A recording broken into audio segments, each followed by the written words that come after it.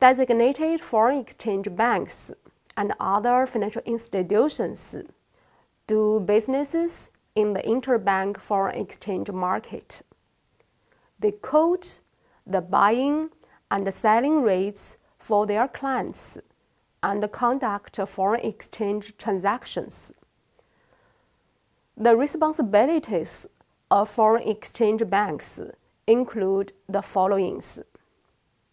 First, they should open foreign exchange accounts for their clients before conducting relevant foreign exchange operations.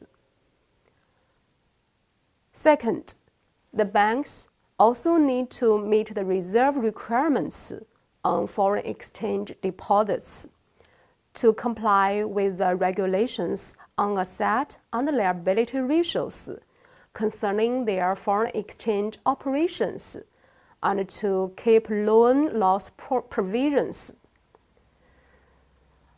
Third, they must use their own RMB funds to carry out foreign exchange surrender business. Fourth, they need to submit to State Administration of Foreign Exchange their balance sheets, profit and loss statements, other financial and accounting statements, and other information related to foreign exchange operations.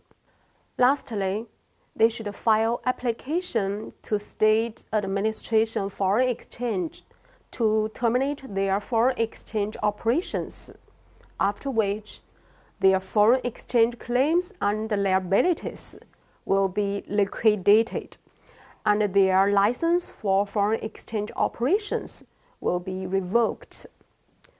State Administration of Foreign Exchange is responsible for the determination and adjustment of currencies and approaches of foreign exchange transactions, and the supervision on domestic interbank foreign exchange market. In November 1996, China completely accepted Article 8 of IMF and abolished the remaining restrictions on foreign exchanges and current accounts.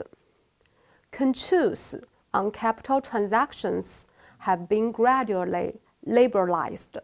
For example, qualified foreign institutional investors, acronym for QFI, were permitted to invest in domestic capital markets with specified quota in 2002. Insurance companies were permitted to use their own foreign exchange to invest in international capital markets in 2004.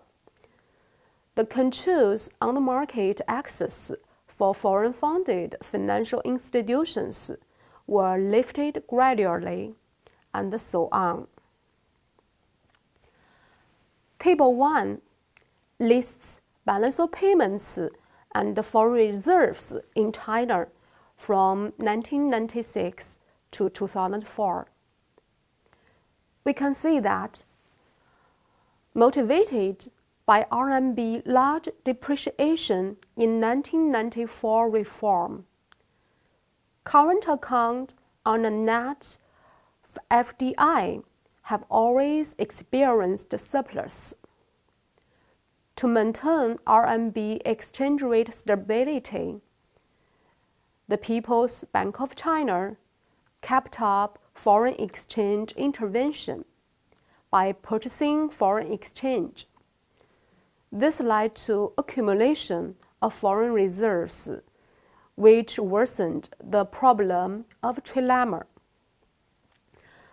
The theory of trilemma was put forward by Robert Mundell and Krugman.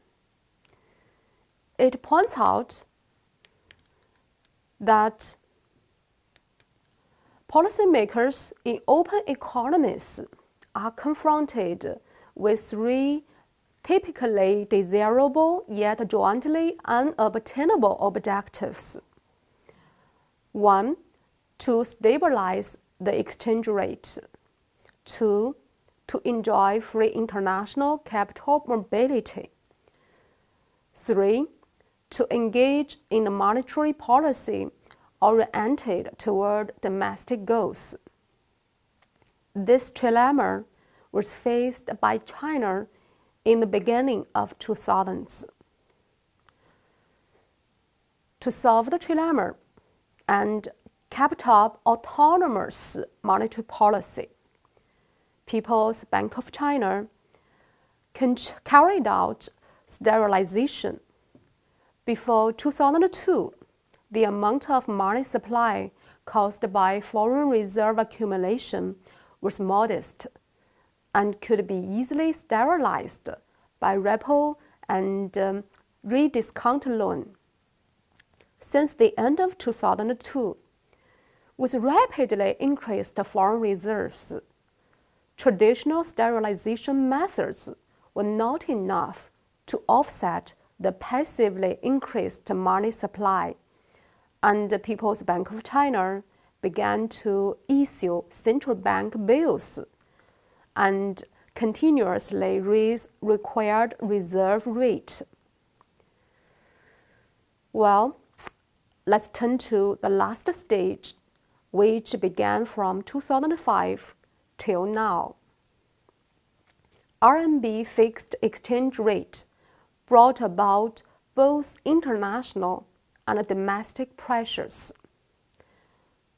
Persistent balance of payments surplus and accumulated foreign reserves aroused wide international criticism, especially from US RMB-pegged regime.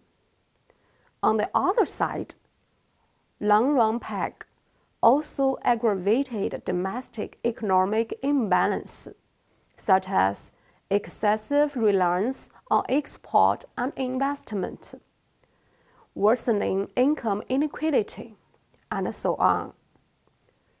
That's why People's Bank of China decided to reform RMB exchange rate regime to a managed floating system with a reference to a basket of currencies on July 21st, 2005.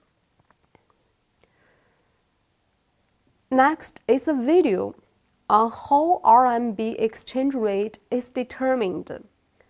The source came from Wall Street Journal. Currencies usually rise and fall based on market forces. For example, when investors, companies and governments buy dollars, the dollar rises. When they sell the dollar falls. But the story is a little different when it comes to China's yuan, or as it's commonly known in China, the renminbi. Every day before trading starts, the Chinese government sets its value. This is known as the daily fix. For the most part, the yuan has been pegged to the US dollar, so the daily fix tracks it. The Chinese government allows trading to happen within a percentage band above or below that daily fix. Right now, that band is set at 2% in either direction. So let's say if the yuan's value is at 6.5, traders can buy or sell as high as 6.63 or as low as 6.37. However, last summer, in an attempt to give market forces more of a say, the Chinese central bank decided it would consider the previous day's trading before setting the daily fix. Here's how it was supposed to work. Let's say the yuan was fixed at 6.5 to the dollar, but the next day traders buy up a lot, sending the value to 6.4, a big move for a currency.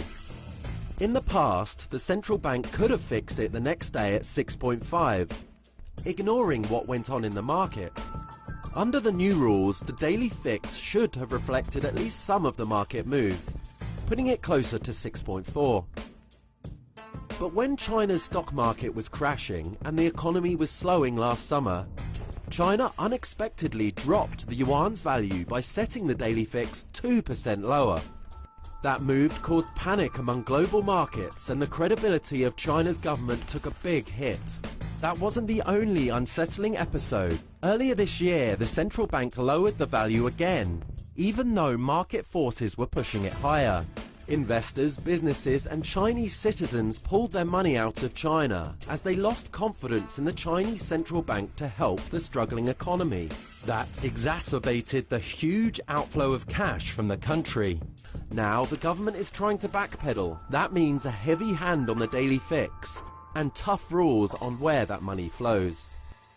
As the video shows, RMB exchange rate is determined in the interbank foreign exchange market, and its daily movement is limited to a small range on either side of the reference rate announced by People's Bank of China. In May 2007, volatility band was increased from 0.3% to 0.5%. In April 2012, volatility band was increased from 0.5% to 1%.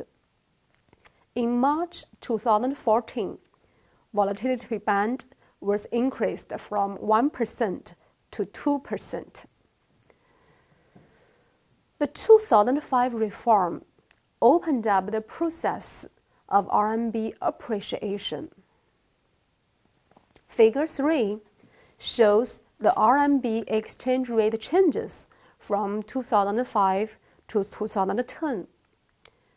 We can see, since 2005, RMB gradually appreciated by small amount till the middle of 2008, when global financial crisis quickly worsened. Negatively impacted by global financial crisis, Chinese government led RMB exchange rate back to the pegged regime to help prevent export declining. Accompanied by RMB flexibility reform, a series of measures were introduced to improve domestic interbank foreign exchange market. For example, RMB forward and swap contracts were permitted to trade. On January 4, 2006, over-the-counter trade was introduced into interbank spot foreign exchange market.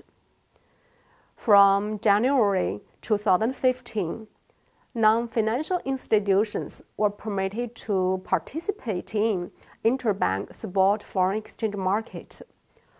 Also from 2015, foreign central banks, international financial institutions, and sovereign wealth fund were permitted to participate in interbank spot foreign exchange market. All these developments help improve the market-oriented RMB determination.